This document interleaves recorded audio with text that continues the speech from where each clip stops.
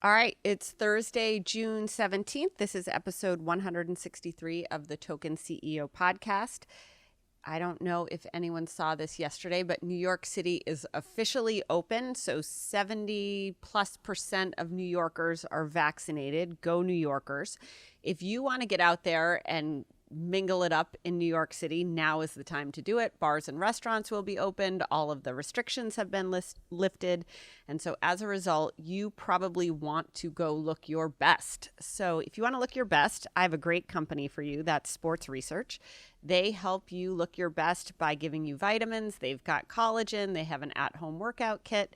And then they've got this little thing called Sweet Sweat. So if you want to look hot out at the bars, at the nightclubs, at a cafe, walking down Fifth Avenue, if you use Sweet Sweat, it helps you leave your workout dripping in sweat. It helps you recover. It improves your circulation. And right now you can get it for free. If you go to sportsresearch.com and use code NRC, you can get a Sweet Sweat stick for free. Or if you're not interested in dripping in sweat and removing all of your trouble areas, you can go to sportsresearch.com and use code TOKEN for 30% off at checkout. So we've got a big episode today. Father's Day is Sunday. So for anybody listening to this, you still have time to get a gift. You can probably even still get one delivered from Amazon. I think there's this odd thing that, don't you think on Father's Day that every dad just wants to be left alone? It's like the funniest thing. It's like Mother's Day. It's like, how do you get away from your kids? So anyways, for all the dads out there, this episode is for you. 65% of our audience is 23 to 34-year-old males. So some of you might be grossed out at being a dad. Some of you may be dads and you don't even know it. Or some of you are happy to have a whole basket full of kids. So regardless of where you are in parenthood, thinking about it, dreading it, in the middle of it, having survived it, we're going to drop some wisdom on being a girl dad. What we're going to do today is talk to Marc DAmelio. So Marc DAmelio is the proud dad of TikTok sensations Charlie and Dixie. We're going to talk about what it's like to have a family business, what it's like to see your kid be so famous, so harassed, so loved on the internet, and what his views are on being a great dad. We then have a panel with 3 of our Barstool girl dads. And then just for kicks, we're going to talk about adulting. So that's today's episode. Let's get into it. All right, so to kick off the dad segment of this podcast, I thought about advice that my dad has given me, or advice that I've picked up along the way that I think would be relevant to girl dads. So this episode is the girl dad episode. We love all dads, but there's certainly something special and very timely about being a girl dad right now. So my advice to girl dads would be, first and foremost, have a sense of humor. I think it's great as a parent to have a sense of humor. I think girls with a sense of humor are simply the best. The second is to give her a taste of the music you love. So teach your daughter about all of those bad 80s hits or the 90s rock music or Jimmy Buffett or whatever it is that you love. Share the music that you love with your daughter. I think the best thing is like hearing a kid sing a song that you love and it's from the way, way back machine. I think that's just really nostalgic and it's something that she'll always take with her. Be in her corner. So the best thing I think you can do as a dad is to be in your daughter's corner, but you've got to be firm about helping your daughter be her best. You can't compromise on the standard that you have for her and helping her to achieve everything that she can possibly be. I think it's important to support and advocate for women publicly, support women's sports, support women executives, support women leaders, support the women in your life. And I think that's a great thing for daughters and girls to see. And then finally, don't treat her different than a boy. And that's my advice for girl dads. All right, so now that we've gotten that out of the way, let's meet Marc DAmelio. So Marc DAmelio, I met in a hockey bar in Norwalk, Connecticut, probably about 1.5 years ago. He and his wife Heidi are the parents of Dixie and Charlie. You may know them from TikTok. They are arguably 2 of the most recognizable, famous, up-and-coming TikTok stars. And what Marc and I talk about is what it's like to be a girl dad, what it's like to have your family transformed by fame so quickly, what it's like to see your daughter's life played out on the internet and how he thinks about being the dad of two girls who are very famous, very big, and very big businesses in their own right. I'm good. You ready for this? People are going to be so excited. Yeah, I'm excited. I'm really excited. Is there anything you want to cover or pitch, or anything you don't want me to cover? This is like Father's Day. You're like in the Father's Day special. Yeah, I'm pretty open, so we're flexible. I know this isn't your friend, but there's nothing. I would love to talk about Dixie going on the BFFs and Dave and my feeling of all that. Right. So whatever you want. I love it. All right. Okay, so I'll introduce you before you come on. My first question for you, Marc, and thank you for doing this. Like, I'm a huge fan of yours. Was a huge fan of yours before you had famous daughters. How would you describe Dixie and Charlie? Dixie they're both really competitive.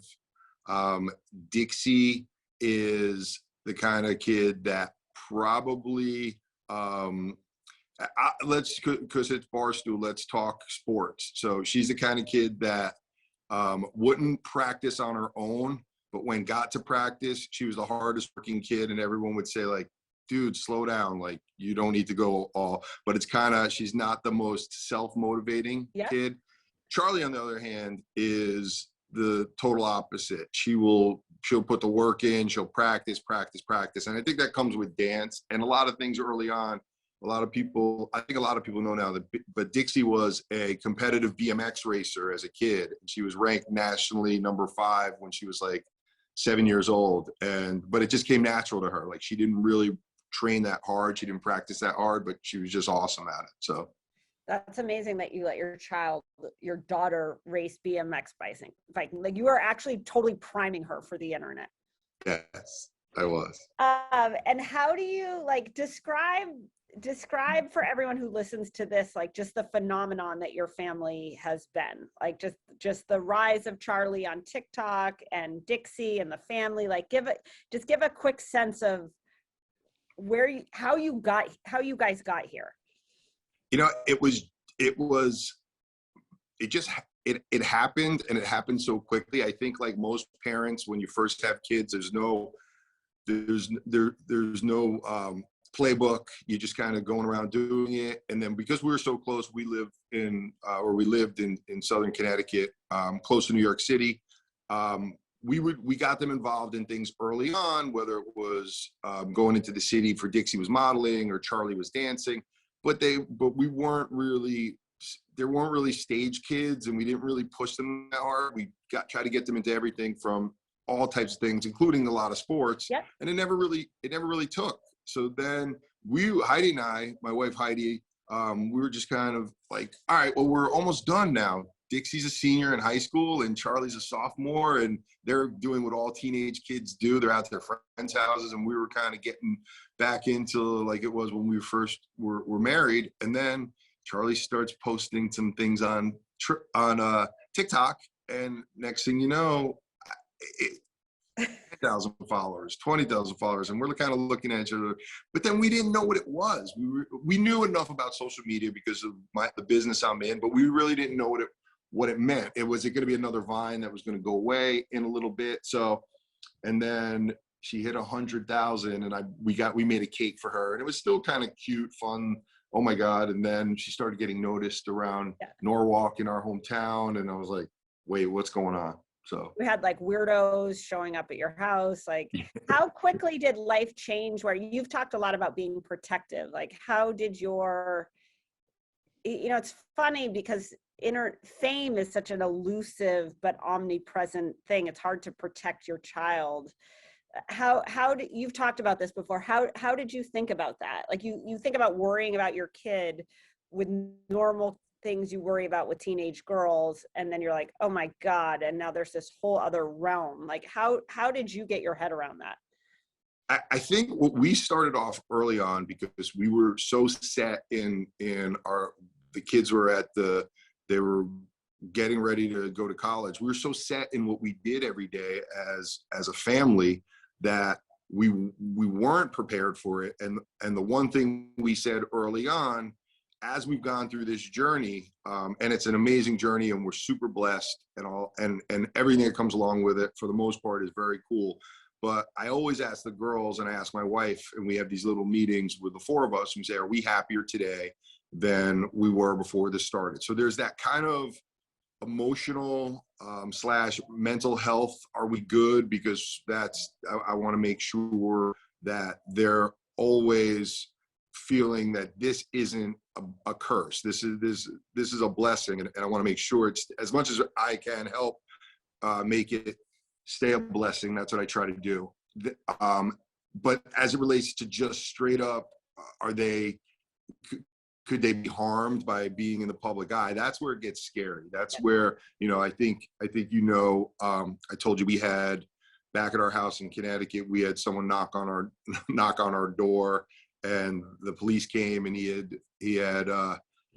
definitely had mental health issues, and he was like, well, why would Marc call the cops? He's my friend. And it was like, and I never met the guy, so that was kind of strange. And then we've had a lot of threats, so we've had to have security and things like that. But it's still oddly very normal. It's so weird how it's. I think because it's the four of us. If it were happening to just Charlie or just Dixie, but the fact that we're all in it kind of together as a family makes it a lot more normal than I think it would be with just one of us being thrust into the spotlight. And how do you and Heidi feel about that? Where, it was funny. I was talking to someone, I was talking to a mutual friend of ours, and she was like, oh my God, I saw Marc. And everyone, all these teenage girls, they weren't coming up looking for Dixie or for Charlie. They wanted Marc's signature. Like, how do you and Heidi feel about being in the mix? Like, I think there's something very goofy and earnest about your entire family, which I really love, and you in particular. But how did you guys feel about that? We did it purposely, and it's hard, Erica, because you don't want to be I think even you guys said one of your shows was like, you got the dad, and I don't want to be that cringy dad that's like, so if you see, like, I don't do dances, and I'm not trying to be a teenager, but I do think there is a benefit for Heidi and I to be present while the girls are going through this. And originally it was just like, kids found our phone number, they were calling my house, Mr. DAmelio, could I talk to Charlie? And then, so I knew I wanted to have a presence of, hey, there's a dad and there's a dad and there's a mom and there's a family.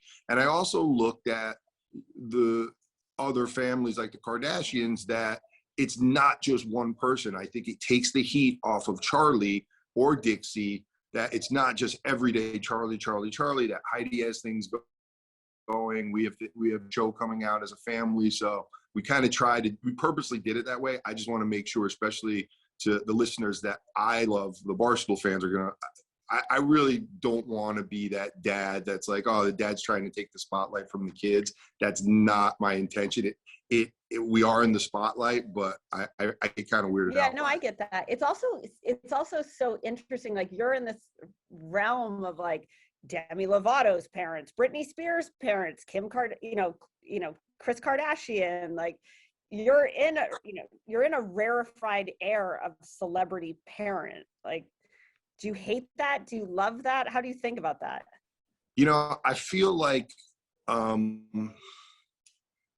don't know. I don't feel it. I don't feel like we have people, we're in the Bahamas right now. We're out last night, and I have people coming out to us. Charlie wasn't even with us, and they come up and kids are like, but I know the only reason I'm in this position is because of my kids. So I take it with a grain of salt, but I love if I can make someone smile as oddly as it is that someone who's 17, 18 years old, 16 years old cares that they want to take a picture with me. I'm fine. I don't put myself it's still really new for us. So we don't put ourselves like on that level. We're just enjoying it, having fun. Yeah, I love that. The Hulu show makes you all seem so normal in so many ways. And are you really all that normal? Like, how do you keep the normalcy? I think, like, I grew up with an abnormally normal childhood, divorced parents, things like that. So I just set out to just do what I thought was normal, like go to college, get a good job, get married, and have some kids, and do my best to bring them up. And when you just pick that path, it is really normal. And I do think that we take time to talk about how we continue to be normal through this whole thing. But I'm really impressed with both Dixie and Charlie, and it's really kudos to my wife Heidi and the way she brought them up. And I was involved in it, but they're really handling it well from the standpoint of not getting full of themselves. They're just normal kids, really shy. You've seen Dixie, and obviously Dave was on her show. You see how she is. Yeah.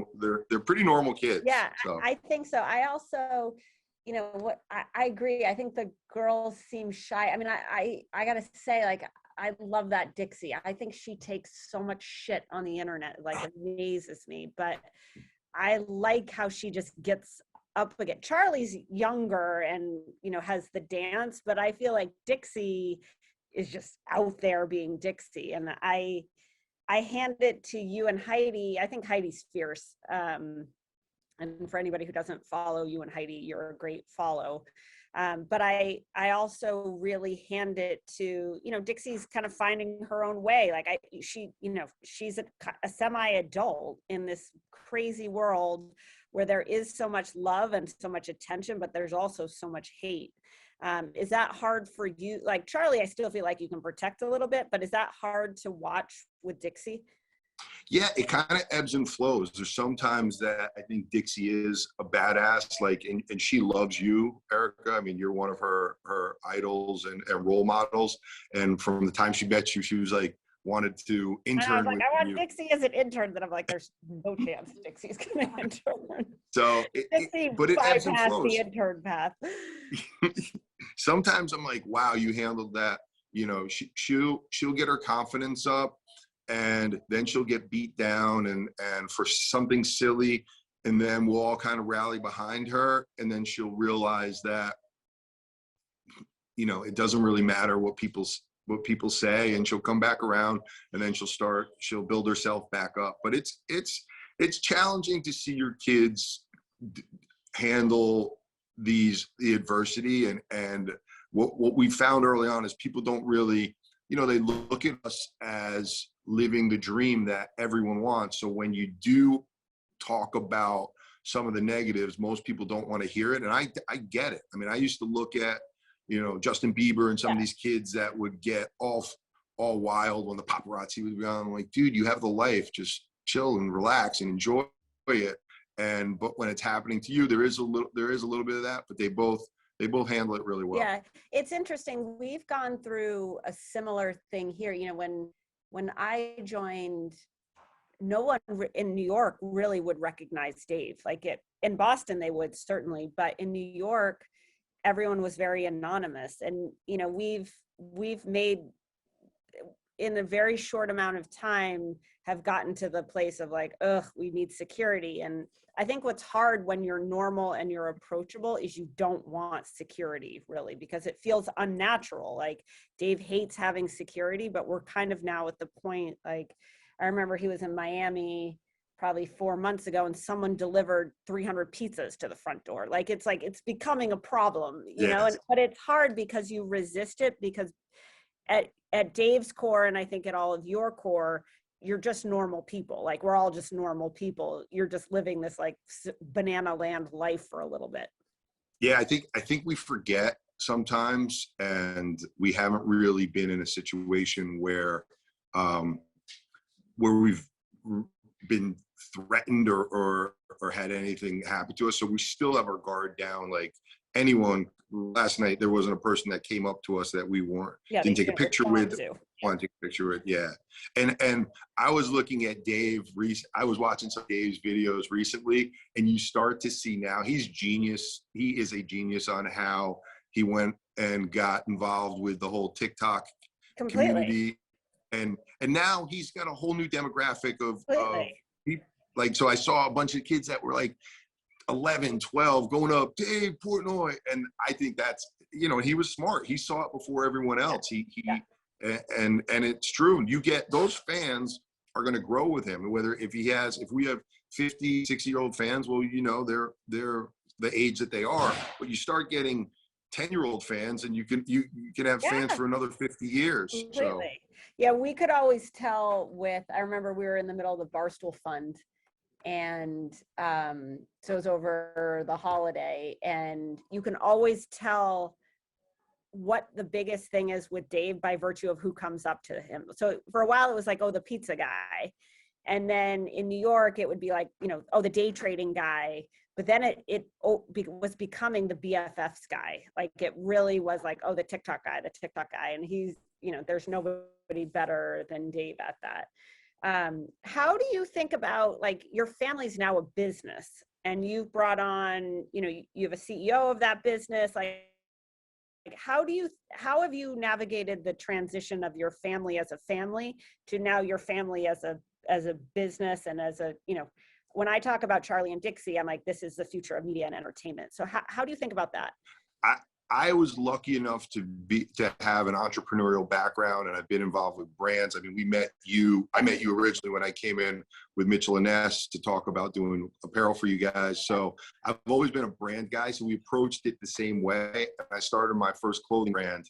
I realized early on that you need to have experts around you. You can't be the accountant, the lawyer, the graphic designer. You can't do it all. You have to kind of handle it that way. And that's the approach we took.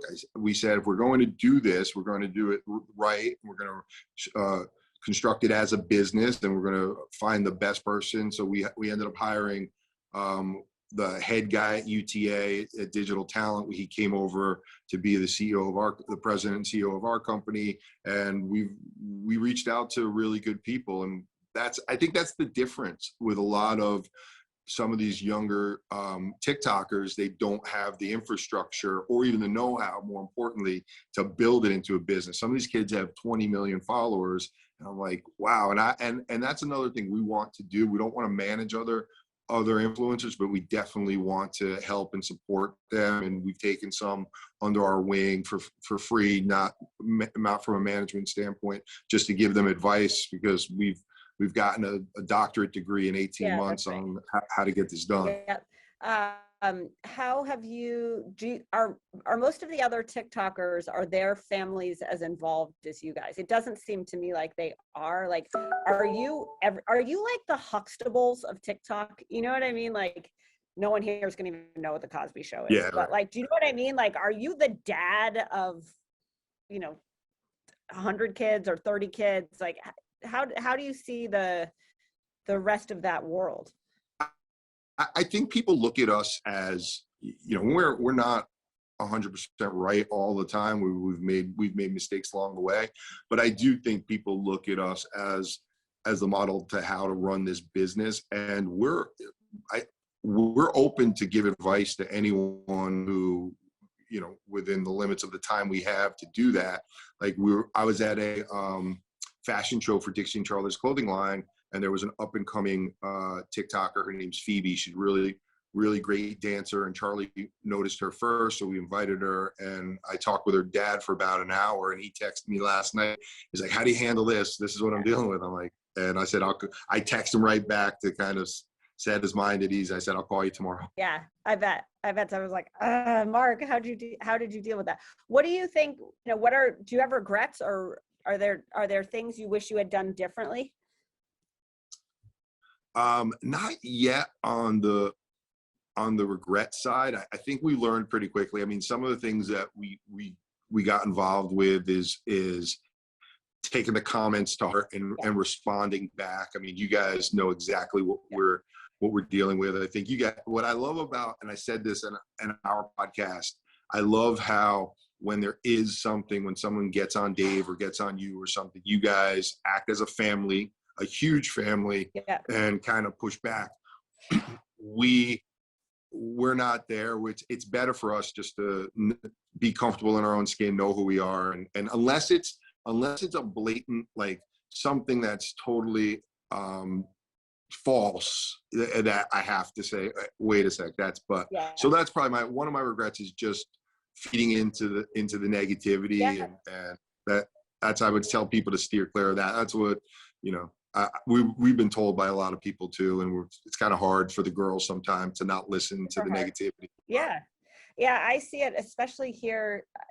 I see it here. We have a lot of female talent who are older than Dixie and Charlie, but like you can only be called fat so many times, or that your nose is big, and it's hard. Like, people shit on me on the internet all the time, but I'm also like, more like you, which is like, I'm a business person. It's just happened to be in a weird job. It's hard when you want to build your whole brand and your persona and your content around you, the person, and you just have faceless trolls telling you how much you suck. Like, it's hard not to listen to that. Right.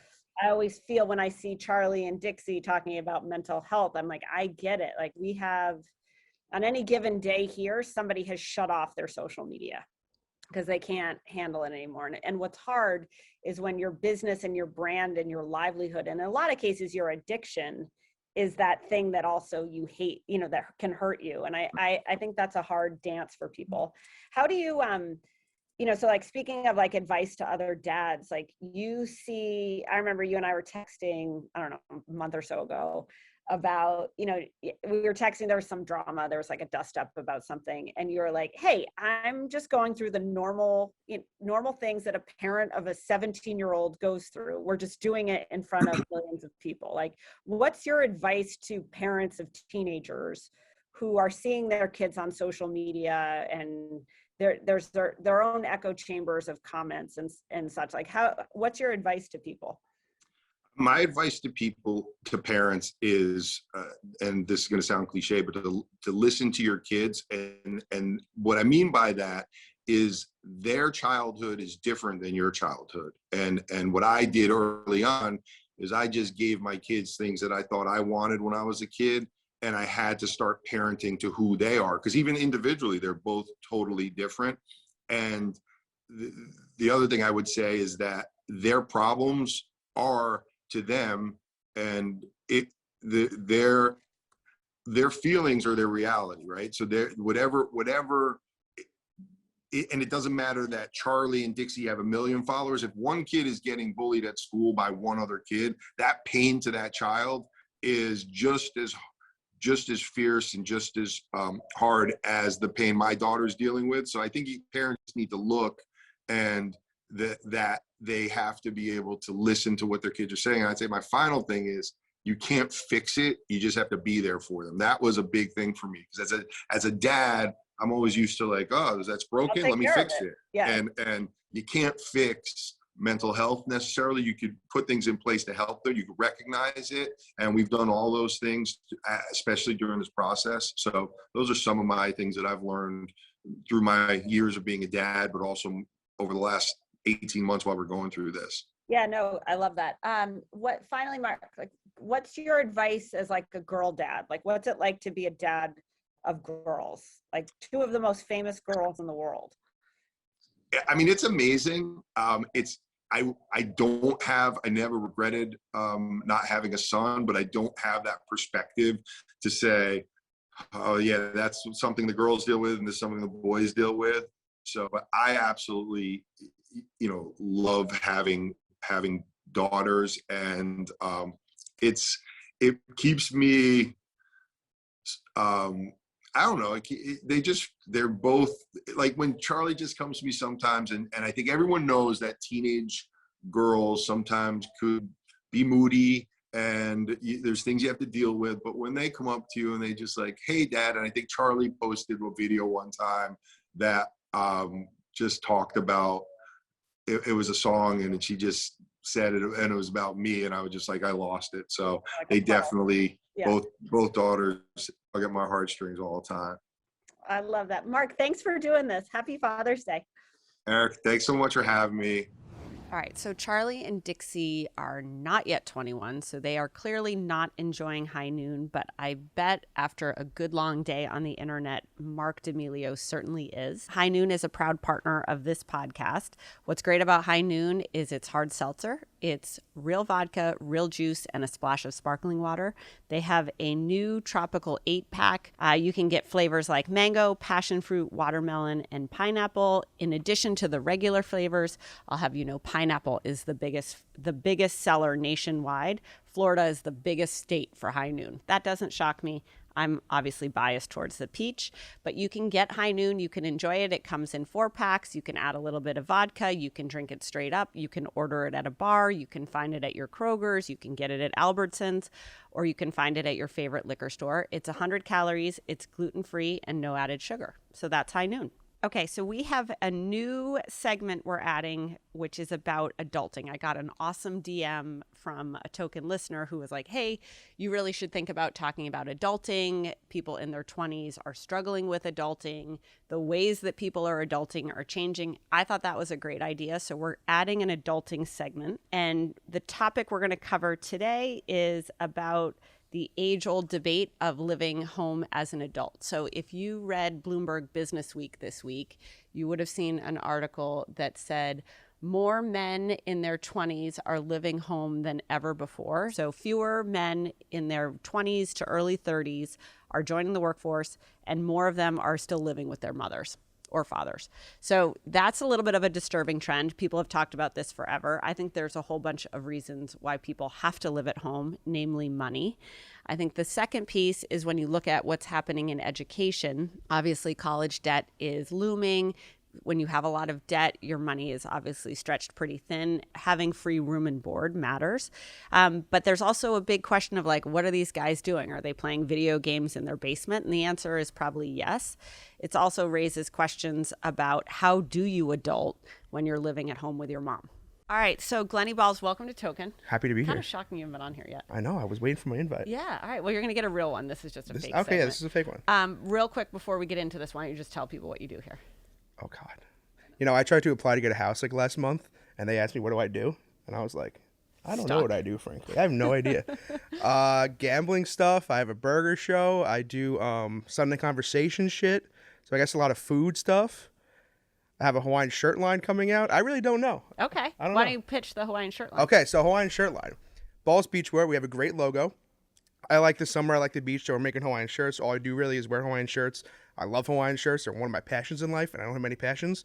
So I actually just tried them on for the first time. They're very light. They're fantastic. There's about 5 different designs we have right now. It's going to be glorious. I can't wait. They're coming out in July. Yes. All right, so Glenny, this is our adulting segment. There's a stat right now in Business Week that says that more men in their 20s and early 30s are living at home than ever before, and fewer of them are working. So you're obviously a hardworking gentleman, so that we can take that off the table.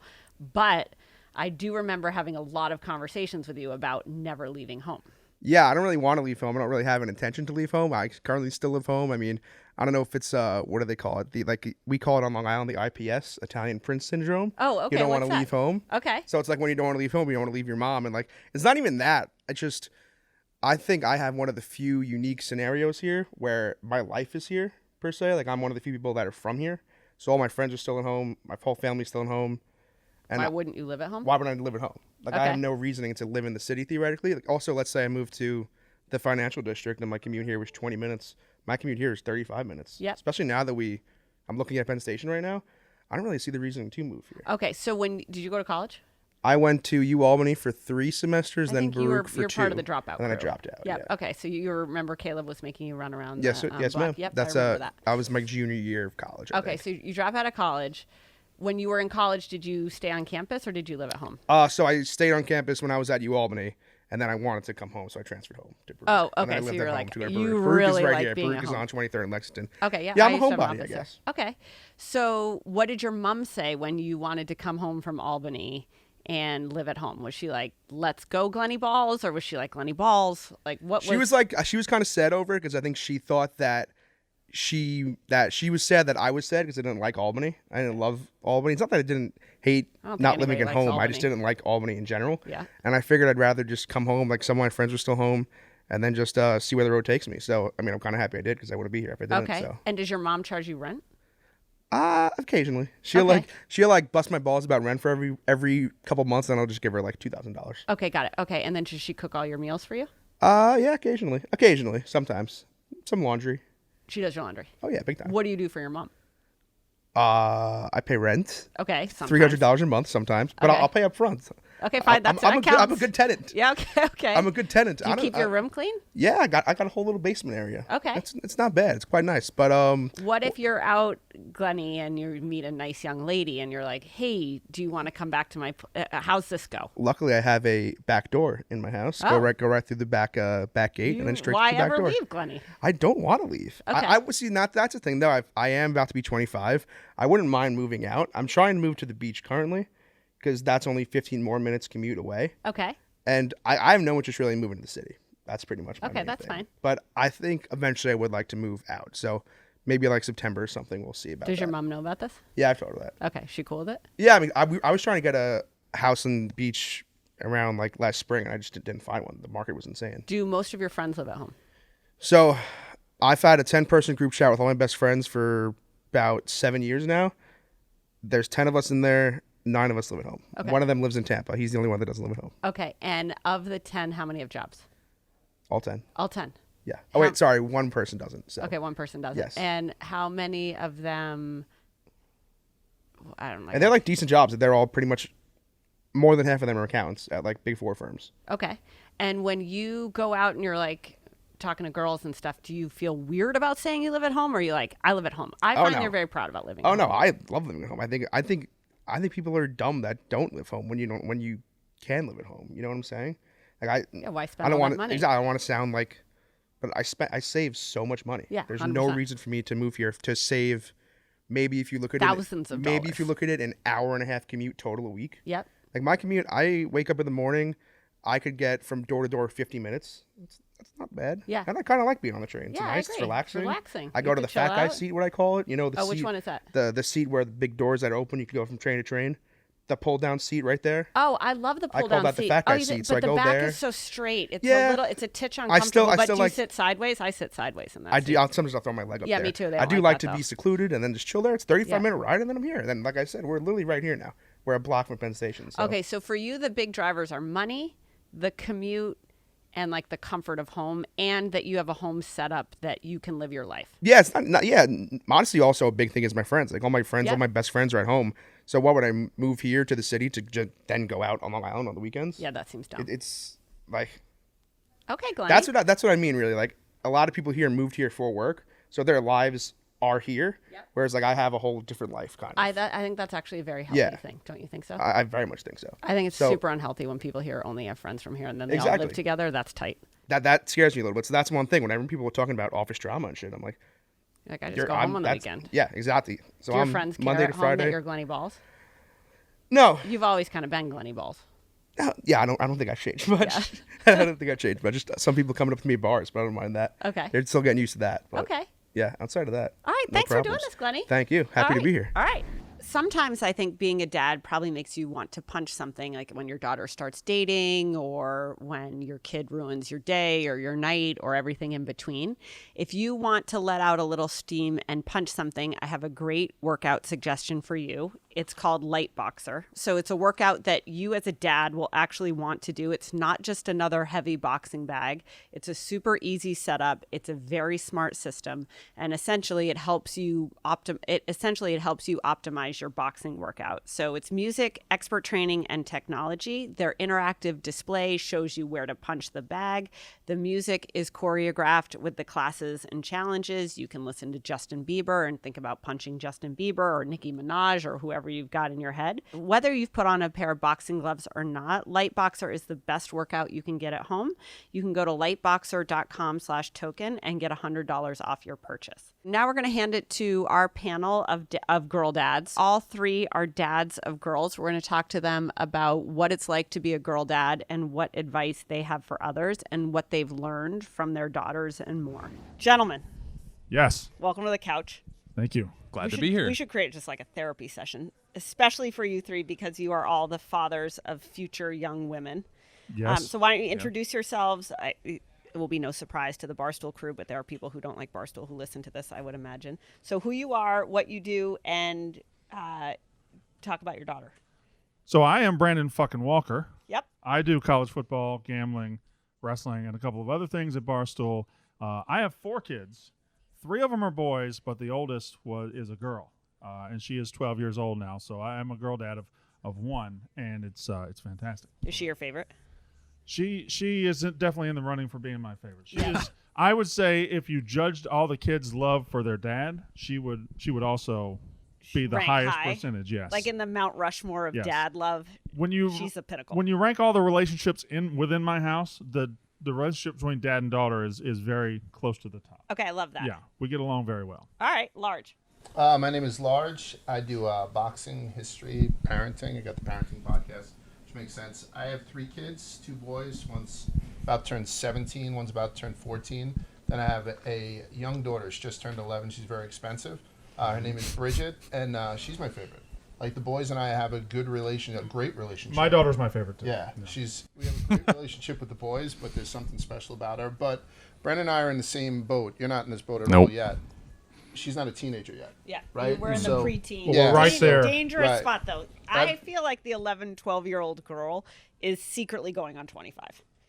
My 12-year-old girl has her first school dance tonight, and I'm nervous all day. I might have to kill a motherfucker tonight. Yeah. I'm just nervous. Did you preview the outfit? Like, do you know what she's going to wear? Well, no, her mom is handling that, but I'm not worried about boys. I'm just worried about other girls being mean to her, and I'm going to have to go kill their parents. You're like, yes. It's not just a dude. You're like... You're going to kill a little girl. Not a little girl. No. I would never more likely kill a than girl. a boy. Little girls are mean. I know. They're the worst. They're terrible. They're the worst. They are mean. And I am lucky enough that my daughter had a play date once with Brandon's daughter. That's right. So No I way, met really? Brandon's daughter at one point.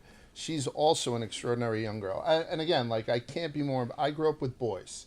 Me and my brothers, I'm the smallest of the 3 of us. The weakest. I'm the tallest, but my brothers are, like, burly. My dad's a structural steel guy, ironworker, crawls around on, beams 80 stories up. Even my mom is like... My mom can take you. She's burly? She's a little bit burly. Handsome. They call it From handsome. the other side. both A from handsome Ireland. woman. So I grew up with all boys. And then, and then I had 2 boys. And then this little princess came in, and she shook up the whole thing. Yeah. I was under the impression that if the 3rd one was a boy, we'd try again for a 4th, and apparently that's not true. My wife wasn't down to do a 4th. So I'm lucky that we had her, and it was my first time ever having a little girl in the house. Yeah. Like Steven is saying now, he's got the infant. He didn't know how girls peed and all that kind of stuff. So it's it's a little weird. He didn't pay attention in health, but it's a total Miracle he has different a thing. Yeah, and it's extraordinary. So it's not an overrated meme. Girl dad type stuff. Girl, I love the it's girl not. dad thing. All right, Stephen Shay. Yep. So Stephen Shay, I'm the Senior Director of Ad Operations here. I also produce the Yak, Going Deep podcast, NFL draft stuff, Bucks stuff, a lot of weird roles. I wear a lot of hats. I'm a girl dad for just over 8 weeks now. It's pretty Fresh weird. on the scene. Very fresh on the scene. She came a little bit early. Things were a little rocky first month, but things are good now. I have a 2.5-year-old son who's you are like in the so much thick of fun. He does like a lot of cool things. He can talk, he can joke around, he can climb things. He's starting to make friends now, which is great. And now I have a girl who we're just trying to like keep alive. Like that's what you try and do at this 100%. stage. Right. Yep. But I'm learning a lot of new things. So like, yeah, I didn't know how girls peed as of like a couple weeks ago. Had you never seen a vagina before? I mean, I didn't have, you but like not go when to parties peeing. and the Like, where girl am I like seeing squats that? down and pees? What do What? you mean you don't know how they pee? Like, Where'd you think it came out of? I mean, Their I bum? like kind of knew like, but like you never see it in like live action. Do you know how? I mean, before you had like a Well, boy, I'm do you a not girl, always so I pee? know how Like, girls pee. But Well, I guess it's pretty similar to that. But like, I don't. It was kind of a weird. Yeah, yeah. But I mean, it's Similar is different. not the word. It's exact. Yeah. You're just you're changing them one time and then they go and it's like okay, like that makes sense. But okay. I mean, it's better as a parent. Like when you have a little boy, like they could pee anywhere. Like it's like splattering out. Girls I very just- Stop efficient. the car on the side of the road. Yeah, let 'em pee. 100%. Yeah. I disagree. Just because, not necessarily pee, but just like everything, like cleaning up a boy after an accident or like a diaper is like very easy. With a girl, it's like you're doing that Oh, that's true, blindfolded Stephen in the Shay. dark. Yeah, there's a lot of crevices and pieces Yeah, and parts in there. Yes, Yep. I've been reprimanded for this like several times Yeah, already. okay. But yeah, it's been good and things are different. Like Really though? Well, like, so yeah, I haven't experienced like a lot of that stuff, so I don't know, like, about, I'm not gonna obviously ask about any of that stuff, but like periods and stuff like that. Like that's gonna be down the line where I'm gonna be running into We drug can talk stores. you through periods. Okay. Yeah, I just imagine what you'll discover next. Yeah. I don't know. So like the other, Do you dress her all in pink? no, but I mean, I don't purchase any of the clothes. Yeah, So the first time that I was like responsible for getting her dressed, I had like an outfit, and it was, I'm a guy, and It was bucks. even bucks, and my shirt right now, it has 2 buttons in the front, and I have a young boy, so that's how I assume things work. So I got an outfit, and it has like buttons on it. So I'm like, okay, this is the front. Okay. And Oh, I had her girls in put that the all buttons in the day. back. And then my wife comes home. She's like, what are you doing? And I was like, I don't know. Well, we're hanging out. And she's like, her outfit's on backwards. I was like, I don't think so. And she was like, yeah, those are in the back. And I was like, why the fuck would those be in the back? Like that. All right, I got you, So, Stephen Shay. All everything's right, different. Large and Brandon fucking Walker. Talk about you. So you have like pre-teenage girls. Yes. I think kids are aging so much faster, it seems, than when we were kids. I could be wrong on that, but like describe what it's like. What is a preteen girl into right now? Obviously, every girl is different. Your girls are obviously very special, but like, are they on their phones all the time? Are they? How do you think about parenting kids right now, and your daughter in particular? Do they have phones? Mine does not have a phone. She has a tablet. I've been lucky enough and been strong enough to say that's good. you don't get a phone yet. I've got her getting a phone at 15. I don't know if I'll be able to hold out, Yeah. but I'm going to try to do phone at 15. But she does have a tablet. They play these online games with their friends from school. They'll hang out with them at school, and then they'll go get on the games and talk to them all night. So I don't know. I don't know. I never parented before her, right? So I don't know what parenting was like before. I know when I was a kid, my folks would just let me go fishing or play in the yard or go play video games. It's very, very similar. Just the mode has changed. Yeah. What they're actually doing has changed. But I think, I don't know, Large, maybe you I will speak take to the it better. under on 15. And I think one of the things is, since it was your first kid and since you started her down south and brought her up here. Right. Like, I even know in the afternoon she spent with Bridge, she was very close to getting her phone that afternoon. Your wife went on that one behind your back. So my 2 boys, who are, a little bit more athletic than my daughter, they were always at practice and whatnot. So they got those crickets at 10. Oh, Yeah. 10 people could send them Yeah. that we had on the list, and they could send back Yep. 10 things. I fell down a well. I need to be picked up. I'm Yeah. hungry. That's Get on the so side of then the road. my daughter, by the time we got to her, she was before her 10th birthday. We got her phone, and she just had an operation. She's in a cast. She had a bone taken out of her foot. We've taken the safety off because she can't do anything. Yeah. So she's on her phone a shitload. Otherwise, we're pretty good with trying to keep her off. She's on TikTok. Yep. Again, Annie sees everything that these kids do. Even my 17-year-old. Every text, everything, I probably shouldn't say this, goes through her first. She doesn't check it anymore because we have a certain degree of trust with the older ones. So we're on top of that shit all the time. But my daughter all day is not small waist, pretty face with a big bank type shit, but she is doing like all these kind of dances with her friends. Sure. Just monotonous, doing it all the time. She's watched Fuller House and then went back and watched Full House 3 times. I did the exact She same started fucking on thing. Friends, Yes. and now she's through Friends. Mine's watching Family Matters. Yeah, so blasting through stuff that was. You know like, what I kinda watched popular with my when we were- daughter last night? What's Ferris Bueller's Day Off. Oh yeah. Oh, nice. Love Awesome it, movie. Yeah, So inappropriate. so she's You definitely. never realized that until you watch it with a kid. Do you know Harry Crumb? Did you remember? It was Harry Yeah. Crumb, yeah, Who's Harry John Crumb? Candy. Also a great movie. That principal villain guy. You know who I'm talking about? Yeah. I love that Jennifer Grey. Sorry. Can I have a Ferris Bueller I moment? love Jennifer. Grey so Jennifer much. Grey as the sister, just the pissed off Yeah. sister of Ferris Bueller, is a great character. What happened to Jennifer Grey? She had a moment No, there. she in had the a nose mid-80s. job and it ruined everything. Yeah, she totally changed her face, and the principal changed got everything. caught with kitty porn in real life. Oh, really? Yeah, yeah. Oh. He was pedophile. such a good villain. Yeah, he was very good. Well, and actually turned out to be a villain in real life. So, wasn't really Life acting. comes at you Life fast. imitates art. Okay, what's the advice that you guys would give to other dads, girl dads? Like, I came onto this episode, talked about like the advice my dad gave me, which was, or things I learned from my dad, like have a sense of humor, listen, share the type of music you love with your kids. That's like very that, good. it's like a really special thing. Be in her corner unconditionally, like no judgment. You know, I think one of the things that happens for parents, I see it a lot, is you get so caught up in who you want your kid to be, the star athlete, the this, that, the drama queen, the whatever. And then you're like, my kid's a fucking weirdo and not interested in any of that. Like, how do you really embracing who your kid wants to be for your kid, not for you, I think is a tough one for parents, but I think that's an important one. So like, those were some of mine. What are some of yours? My advice to a girl dad is something that I had to learn. I just assumed you had to raise a girl differently. You had to. What you're saying is very true to what I've learned in life. My girl wants to. She's the one that shows up in the daytime. I'm on the couch. She comes in with the basketball, says, "Let's go shoot." Yeah. She's the one that brings a Girls glove to me and no, says, should be raised no different. "Let's than go boys. pitch." They should not be raised differently. I assumed I would have to wait for the boys to be able to go out in the yard and play. I would assume to do wrestling and to do college football. She's the only one that lives and dies with my football team. She's the only one that lives and dies with my baseball team. She is. And the wrestling. She She fucking loves wrestling. Oh, yes, really? she loves wrestling. We should bring her to a WWE event. We should we're bring going to. her. Yeah, she should come to Summer. She loves wrestling, and I was raising it thinking because my boys, they're 10 and 8 and 5. They don't give a fucking shit about any of this stuff. And my girl loves everything I always love. So don't raise your kid thinking, oh well, she's a girl, she's going to be into this stuff. Yeah. Let her figure it out. She figured it out on her own, and that's of course raising every kid is different. I don't think you raise a boy or a girl differently. I think you raise every single individually different. Yep. What do you So think? Oh, that's sorry. sorry if we're going down the line, I skipped.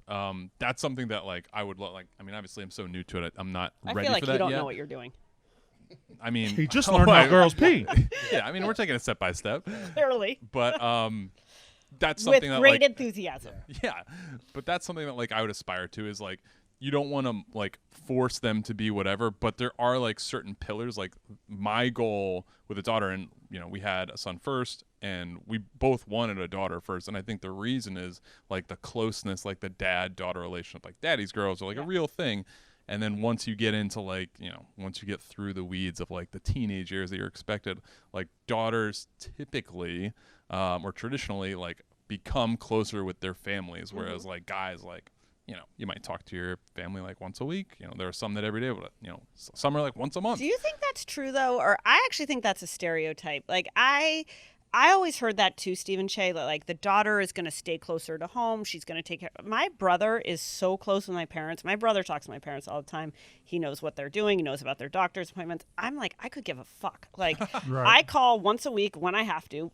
I typically would prefer to text message or WhatsApp so I don't have to get on the phone. Like, and maybe we're a strange set of siblings, but I don't actually think that that's I think we condition girls to think that they should be that way. Do you think you might just be an asshole? I could be, yeah. Probably definitely an asshole. Like I said, all boys. And then my wife, like I jump out, she does the parallel parking. She does most of the handiwork. I do almost all the cooking. So like there's not, even though I'm bigger than her, obviously, there's not traditional sex roles in my household. And if there was, it goes more towards the macho side. With the boys, somehow my daughter is the most feminine person in the world. Like my sons will come down and be like, no, go upstairs. You can't wear that. You look like, you know, closet exploded. And there was no Barbie playing in the background at all. It's such a natural femininity that it made me appreciate that. Let's say my son had that natural femininity to him where he maybe wanted to grow up gay. I would be so fucking supportive of it now because with me trying to stifle this natural femininity that she has, which is very traditional. Yeah. There's nothing special about it. But I just find it so fucking extraordinary. But as far as tips for new dads with girls, find out how they pee. But like I sometimes take for granted that they're so extraordinary. She was crying the other day because of, you know, her foot was hurting. And I was almost like, what a baby thing to do. And she's like, I'm 11. Like, you know what I mean? Sometimes you take for granted that they're... She also had a bone taken out of her fucking foot. Yeah, and a reattached time. Not a very And good she didn't father. stub her toe. No, you're absolutely right. And I will say something else. Everything is overrated. Everything is overrated. I think the Grand Canyon is kind of breathtaking. I think doing so is kind of, you know, I think everything's overrated. That first daddy-daughter dance, some of that shit, that traditional, you know. That's a great piece of that advice. stuff is, don't skip it. And they're easy to skip nowadays. Like we went to like a hoedown, which you probably had every week. You know, like it's one of those things. Don't fucking skip those things. They're 100% fantastic. And I miss them, and now they're gone. Yeah. Not gone, but You know what I did You'll with have more Steve and first. Shay? Yeah. When my kids were really little, I created a journal for each one of them and just wrote. I have a terrible memory to go way back, and I just would write little things. Like at first, it started. You know, like you're in the stage where like the doctor's visits. You're like writing down shit at the doctor's visits. Like, and then it becomes like they do something funny and just having something that. Because I think when you get to having a 12-year-old, you look back and a lot of those characteristics they had when they were 2 or 4 or 6. So I think that's also a great way, and that's a great thing you can give them, which is their history.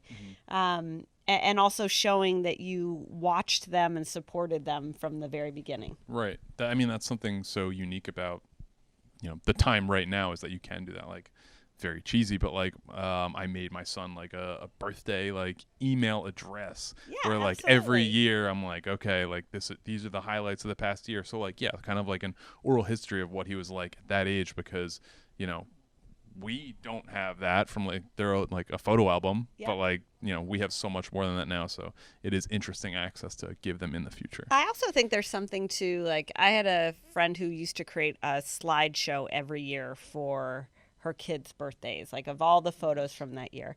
And I think one of the things that gets harder, I don't know if Large and Brandon, if you see this, but like your kids, when they get older, they don't want to spend as much time with you. There's more attractive options for them to do. And I think part of it is marketing to your kids of like, hey, we shared all these, like sharing a slideshow of like, hey, this was our year. It also gives you stuff to like look back on with each other, and that like, what's that movie? What's the Disney movie that was about the brain? It was like the kids. Inside Out. Yeah, Inside Out. So like it helps them have those memories, which I think is also important. One thing we're going to try and do is like tradition. So like Friday night is like pizza. Saturday night is like we're going to go out for ice cream and things like that. So hopefully we can Good luck maintaining that. It's Yeah. impossible. Is it? It's a terrible idea. It's just not going to work. No? Let us know how it goes. The second you get to can Friday, do that until they can walk. and the boys like pizza, and the girls like ugh, and then there's a big fight over. Oh, Steve and Shay, I'm very happy you joined this. Were you going to say something? Yeah, it probably was. I have no fucking idea what it was. But what was the point? The last point you made, very quickly, and I'll get to Slideshows. the slideshows. Just like things that show your child their world and that you connect you to one another. Yeah, it's with my daughter and with having 3 boys. I had the girl first. I'm the opposite of Large. I had the girl first and then the boys. So when I had the boys very lightning quick succession. There was 10, 8, and 5.5.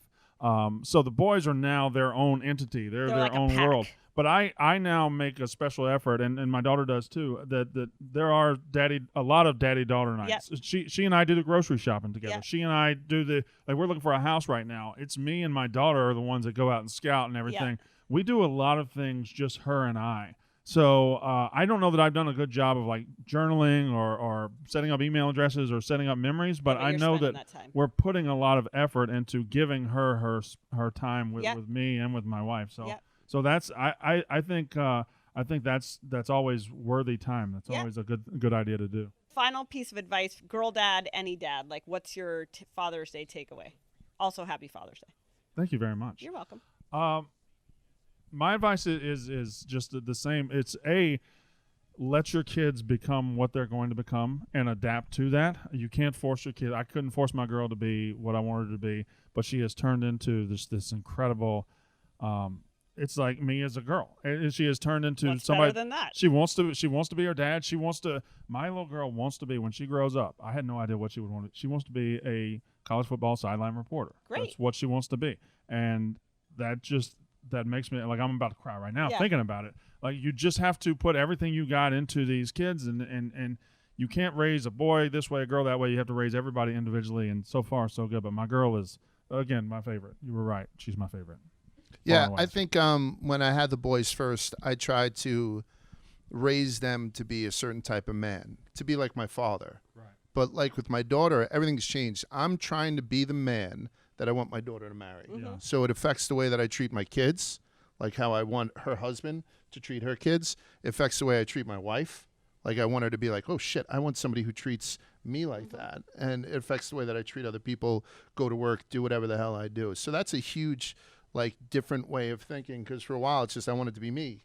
Then I wanted to be a good dad. And now I want to be a guy that my daughter could marry, like the type of person. By the way, when I found out the first time we were having a kid that I was having a daughter first, I was so pissed off. I hated it. I was so mad. I would have loved to see that gender reveal video. I wanted. Well, we didn't do all that shit back then. We nobody just found did out. any of that. But we just and I was like very mad. And then what? The first time he's going through 8 weeks right now, but the first time she smiles at you, like actually smiles at you and giggles at you. Game like fucking. It's not a fart. No. Yeah. When she looks at you and she recognizes daddy and she smiles, it's fucking Game over. over. It's Yeah. over. Game over. Yeah, it's different. It's a different way to and look it's at you. better. But again, please have us back in 4 years when mine's 15 and his is 16. Correct. And we will say how they're the Hell worst. on earth. How they consistently shit in our hearts every night. You know what I mean? So, but right now, All right, it's we'll all do that. It's all champagne We'll and do roses. that. Yeah. Steve and Shay, do you have a piece of advice? It's just like you don't want to force them to, be whoever. It's awesome that, your girl wants to be a silent reporter, and that's kind of in line with your interests. Just like give them as many options as possible, ones that like you encourage. So like, I would love if, my kids are like Bucks fans and like Knicks fans and like stuff like that. I think you can manipulate that. Yeah. Definitely manipulate fandom. That's like the one thing you can control. Yeah. I can definitely manipulate. That's literally fandom. the only thing you can control. Yeah. Right.